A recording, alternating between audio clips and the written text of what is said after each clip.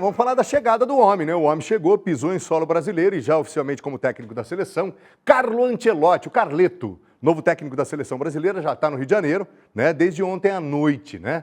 Desembarcou no Brasil na noite desse domingo e faz hoje, às 3 da tarde, portanto, 52 minutos. Você está vendo aí um comboio. Eu não gostei muito dessa imagem, não. Aquela imagem anterior ali, eu não gostei, não. Pareceu uma coisa, tá? Pareceu. Uma coisa muito ensaiada. A bandeira, tudo da mesma cor, da cor da camiseta, né? Parecia que não era o torcedor brasileiro que estava ali. Enfim, né?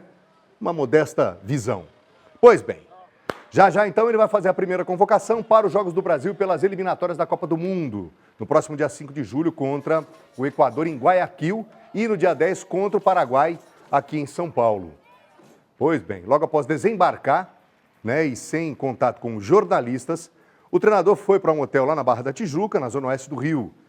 Aí, lá chegando, foi recebido por alguns torcedores, se encontrou com o Samir Chaldi. Cadê o Samir? Samir já ele vai aparecer. Você está vendo aí o Ancelotti? Essa é outra história, viu, gente? Todo mundo, enfim, todo mundo não, algumas pessoas torceram o nariz, etc. Mas, olha, essa imagem eu não gostei. Tá vendo, ó?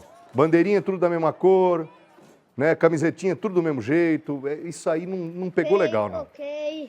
Foi... Houve um equívoco. E houve.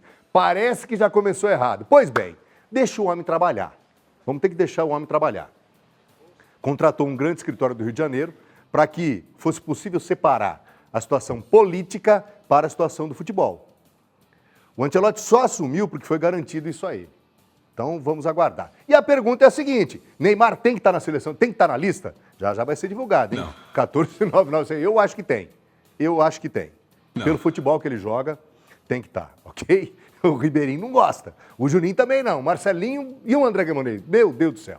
Bom, Não. vamos falar de Campeonato Brasileiro? Vamos falar de Campeonato Brasileiro. Campeonato Brasileiro. Ai, meu Deus do céu. O Jorge Arruda vai ficar bravo comigo porque eu vou falar. Mas assim, o Flamengo não precisa disso. Está acirrada, já está acirrada a briga pela liderança do Campeonato Brasileiro. Ontem o Flamengo desbancou o Palmeiras, hein? Em pleno Allianz. 2-0, encostou nele Palmeiras e agora apenas um pontinho, um único ponto, separam os dois. Vamos dar uma olhada nos lances? Vamos comentar, tá vendo ali, ó? O Flamengo começa no ataque, aí o Everton vai fazer essa defesa, você está vendo ali, vem a bola rechaçada e o Everton faz essa defesa tranquila. E aí o pênalti do Palmeiras. Vem o cruzamento, incontestável, a bola toca ali na mão do zagueiro, o Piquerez faz isso aí, ó. Bateu mal o Piquerez, hein? Bateu mal. E aí tem esse lance. Esse lance nós não temos toda a imagem para te mostrar. Mas isso aí foi o absurdo dos absurdos, né? Absurdo dos absurdos. Aí o Arrascaeta fez aquela palhaçada, ele mesmo bateu e fez o primeiro gol. E aí no finalzinho, o que aconteceu? Ayrton Lucas fez o segundo aos 41 do segundo tempo. O Flamengo não precisa disso. É um time muito competente. Agora, na boa, vem cá. Vem cá antes da gente... Você acha que o Campeonato Brasileiro precisa... Você tem lá o tal do VAR. Você acha que o Campeonato Brasileiro precisa que um pênalti... Sabe? Um pênalti que não foi nem aqui, nem em Arealva, nem na Luso, nem no BTC, nem na Etiópia. Você acha que o Flamengo precisa de um pênalti desse? Não. Mancha o campeonato. O Palmeiras segue líder com 22 pontos e o Flamengo vem logo atrás, com 21. Paulistas e cariocas voltam a campo na quarta-feira, pela última rodada da fase de grupos da Libertadores. O Palmeiras recebe o Sporting Cristal, do Peru, e o Flamengo recebe o Desportivo Táchira, da Venezuela.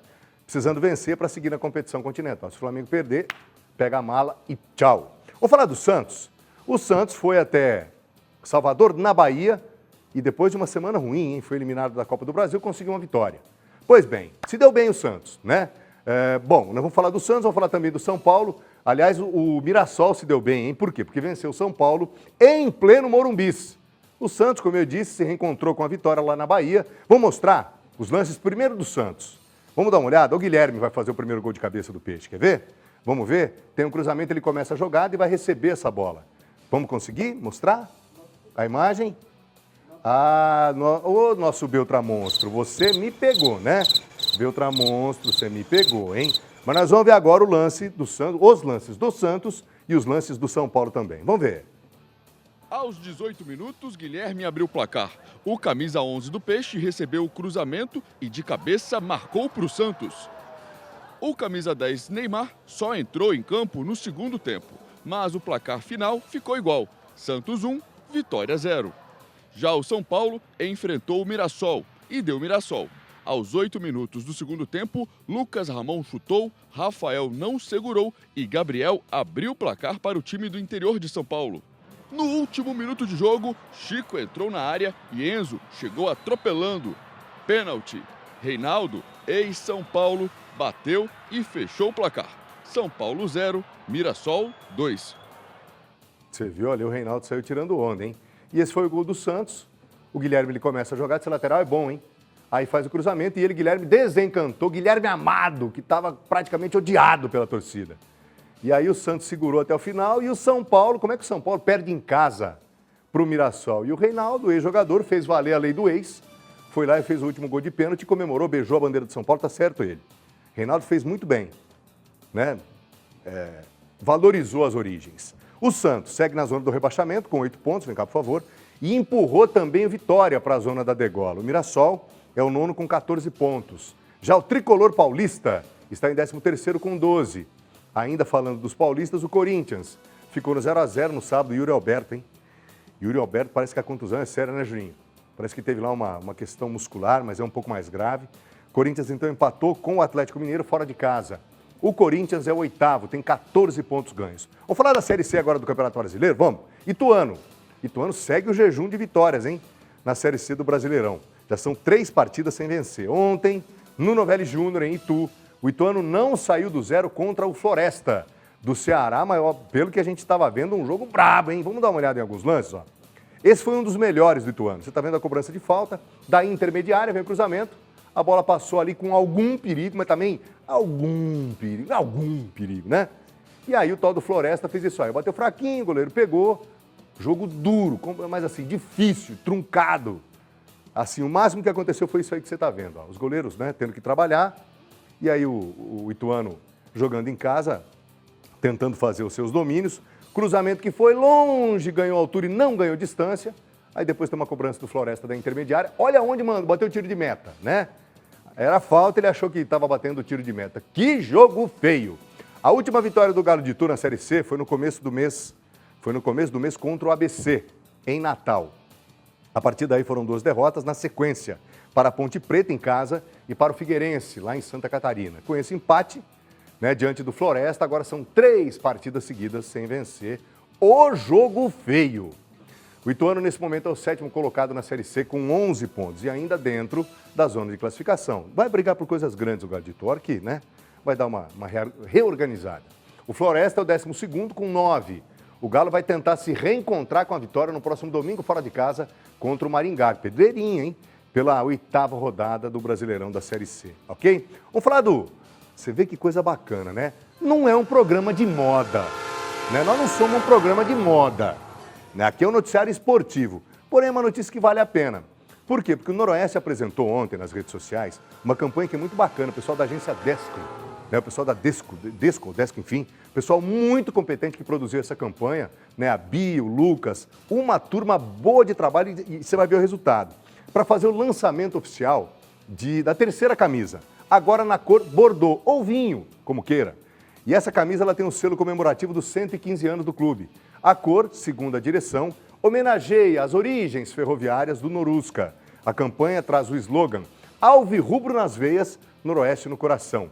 Essa nova camisa, com detalhes, né, em dourado, será utilizada agora pelo Noroeste na Copa Paulista, assim como as tradicionais, né? A tradicionalíssima, essa que é a principal, a vermelha, e também a branca, que é a camisa número 2. Vamos dar uma olhada no vídeo, vai!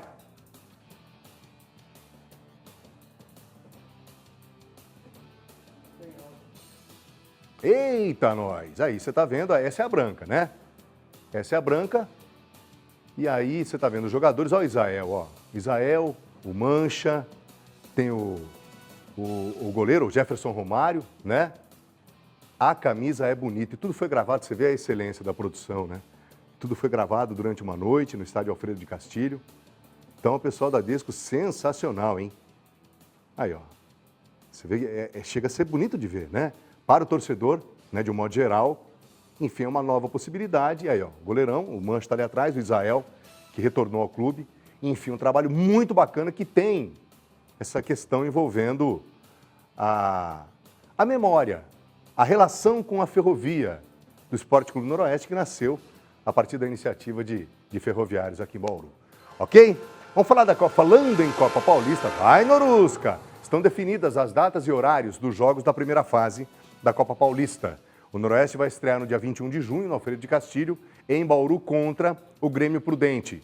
O Linense, que também está no grupo 1, né? Faz o primeiro jogo no dia 15, fora de casa, diante do Araçatuba. Já o São Bento, vamos contar tudo para você, viu? Tanto o Linense, Noroeste e o São Bento também. São Bento faz a estreia na Copa Paulista em casa no dia 15 de junho, quando recebe no Walter Ribeiro SIC o 15 de Piracicaba. Tudo aquilo que acontecer com os 3 times da nossa região, você vai ficar sabendo aqui no nosso Esporte Record Interior. Vamos falar da Bezinha, agora sim tem gol. Vamos falar de gol e gol, tem gol bonito, hein? Pela Bezinha, Série B do Campeonato Paulista, Santa Cruzense aproveitou o fator casa, venceu o líder, venceu bem. O líder Tanabi foi ontem, 10 da manhã, por 2-0. Vamos ver os gols? Agora é hora de gols aqui no nosso Esporte Record Interior. Jogada bem trabalhada, ó. Começou lá no campo de defesa, lançamento longo, jogada de ultrapassagem, jogada de mal, que jogador bom, ó.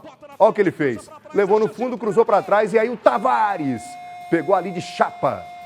Tinha 2, 3 zagueiros, mais o goleiro na frente dele. Ele pegou bem, ó.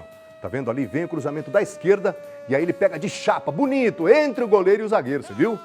1-0 para a Esportiva Santa Cruzense, que fez bonito em casa, lá no Leone das Camarinhas. E aí no final, olha que gol, ó, a zaga do Tanabi entregou, parou, olha o que fez o Raí. Raí tem nome de craque. O que aconteceu com a zaga do Tanabi? Parou? Ficaram pedindo impedimento, mas não tinha? Que coisa, hein? A zaga parou e deixou o goleiro assim nessa situação. Só veio um correndo para trás, lá parece caranguejo, dando um trotinho. Que coisa, hein, Tanabi? Tanabi é o líder da competição. Mas com essa zaga, o que aconteceu, rapaz? Largaram, que nem diz o... Que coisa esquisita, hein? Golaço do Raí. Raí, com tranquilidade, fez, mas a zaga também, meu Deus, hein? O resultado deixa a Esportiva Santa Cruzense em segundo lugar no grupo 1 do Campeonato Paulista da segunda divisão, com 8 pontos. O Tanabi, com essa zaga que você viu, segue na liderança com 12. A Locomotiva, né? A Esportiva, melhor dizendo, volta a campo pela Bezinha no próximo domingo, duelo regional, hein? Clássico regional. Clássico regional e assim nós vamos tratar. Por quê? Porque pega o Assisense no Tonicão, em Assis, e é clássico do interior, sem nenhuma dúvida, nós vamos dar o tamanho necessário, né?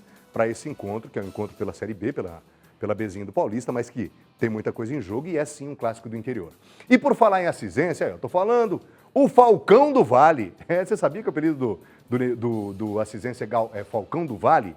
O Falcão do Vale se deu bem nessa rodada do Campeonato Paulista da Série B. Mesmo jogando fora de casa, a equipe virou, hein? Para cima do Olímpia. Vamos ver? Vamos ver quem fez o primeiro? Ó o Olímpia saindo na frente, ó. Cruzamento lá do lado direito, escanteio. Foi bem batido? Foi bem batido, ó. A bola, ixi, jogada de manual. Mas que zaga é essa também do Assisense, hein? Mas todo mundo ficou olhando, ó. Vem o cruzamento, o jogador no segundo pau faz o toque para dentro. E aí o Ian fez isso aí, não precisou nem subir. Esse eu fazia, Ribeiro. Aí ficou fácil, né? Aí o Wellister saiu na frente, bateu de canhota e empatou.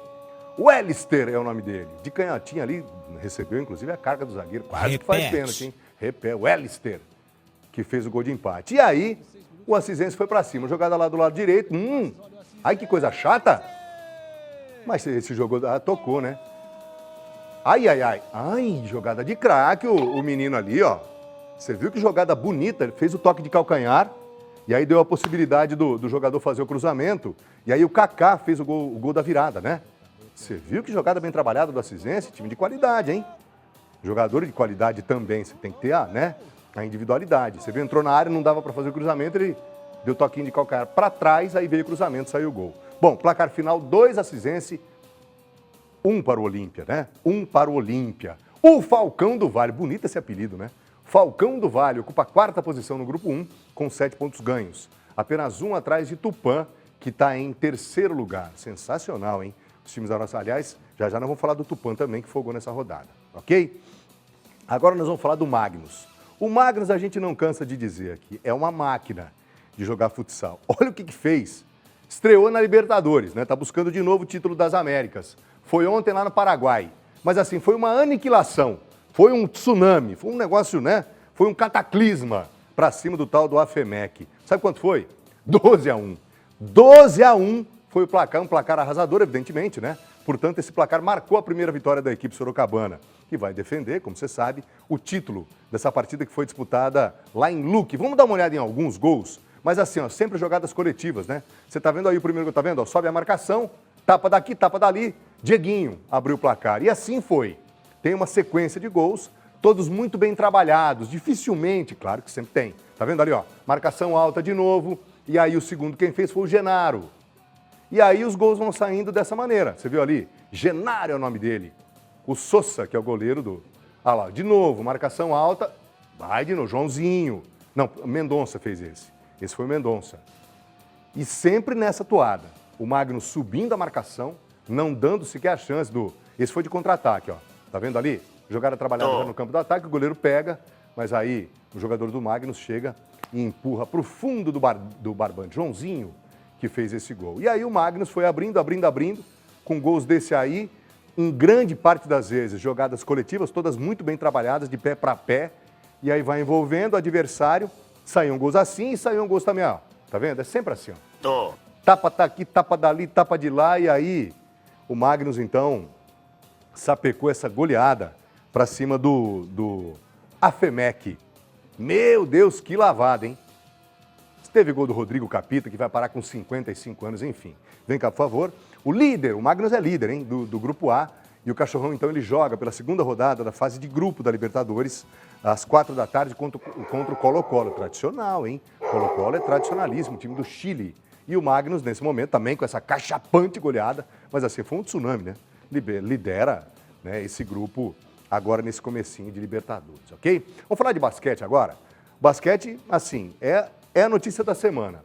Bauru Basquete em Minas fazem logo mais em BH, capital das Minas Gerais, o segundo jogo do playoff do Novo Basquete Brasil.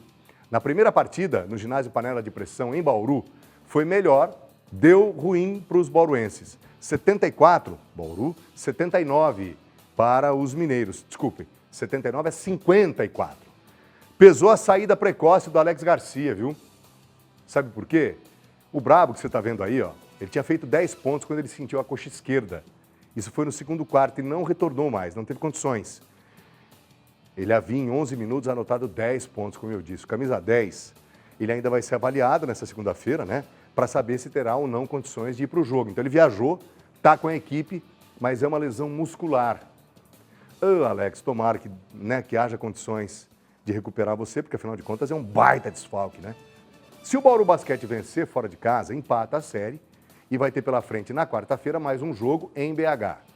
Então assim, se os mineiros vencerem hoje e vencerem quarta, ponto final, Dragão dá adeus à competição, né? Aí abririam 2-0 e ficariam apenas a um triunfo que pode ser na quarta-feira para avançar a decisão. Pois bem, a bola sobe para Minas e Bauru na Arena UniBH, lá em BH, às 7 da noite. Do outro lado da chave, o Flamengo sapecou uma goleada, hein? Mas assim, um sonoro placar para cima do Franca, 107 a 93, né? Que também estão disputando vaga para a final e o Flamengo então saiu na frente. O segundo jogo é amanhã no ginásio do Tijuca Tênis Clube, lá no Rio de Janeiro. Ainda falando de basquete, Tatuí venceu o Brusque nesse sábado por 74 a 71. Jogo válido pela primeira fase do Campeonato Brasileiro da CBB. O jogo foi disputado no ginásio Manuel Soares, lá na cidade de Tatuí. O cestinha foi o Rodrigo Finão. O Rodrigo Finão, que deve ser comprido, né? E fino. Senão não teria esse apelido, né, Wilson Nesta Ribeiro? É, então. E aí o Finão, né? Foi destaque com 22 pontos. Tatuí lidera a competição com 6 vitórias e 2 derrotas. Ainda falando de basquete, na sexta-feira, no ginásio municipal, Volucato, de avô, a Volucato, ou Volucato, lá em Limeira, o time da casa, passou pelo Avaré, 73 a 55. Esse jogo foi válido pelo segundo turno da Copa São Paulo e com esse resultado, o Avaré termina na quinta colocação com apenas 3 vitórias em 10 jogos disputados e está fora dos playoffs. Limeira, por outro lado, está classificado para as quartas de final, ao lado de Tatuí, São Caetano e Sorocaba. As datas de início dos playoffs das quartas de final, que serão disputadas em sistema de melhor de 3 jogos, ainda serão confirmadas pela Federação Paulista de Basquetebol, ok? Vamos falar de vôlei. Tudo sobre todos os esportes mesmo. Uma das grandes promessas do elenco do SESI, time masculino do SESI, o central Thierry, ele está garantido na equipe para a temporada 25-26. E por quê? Porque, óbvio, né, renovou o contrato. E essa renovação, ela foi anunciada pela direção da equipe nesse fim de semana. Ele tem 21 anos, está entre os convocados do Bernardinho para a seleção brasileira, que vai disputar a Liga das Nações. Ele foi o maior bloqueador do SESI Bauru na última edição da Superliga. Sabe quantos pontos ele fez? Bloqueando 40. Boa sorte, meninão. Quem também renovou o contrato, só que na equipe feminina, é a líbero Kate Alves. Tem foto da Kate? Ela e a irmã, né? A Kate e a Kay Alves, ficaram famosas, enfim. E ambas são bauruenses. E a Kate hoje é uma das líberos, né? Do nosso SESI Vôlei Bauru. Ela vai para a 2ª temporada consecutiva da equipe. A equipe é a atual vice-campeã da Superliga Feminina, do nosso glorioso vôlei feminino também. Vamos ver, tem participações? Wilson Iniesta Ribeiro, tem mensagem para você? Mensagem para você. Chegou? Então vamos ver. Vamos chegar aqui no nosso telão para mostrar a primeira participação do Cláudio de Bauru. Boa tarde, Colim. Deu ruim para o meu São Paulo, Mirassol atropelou.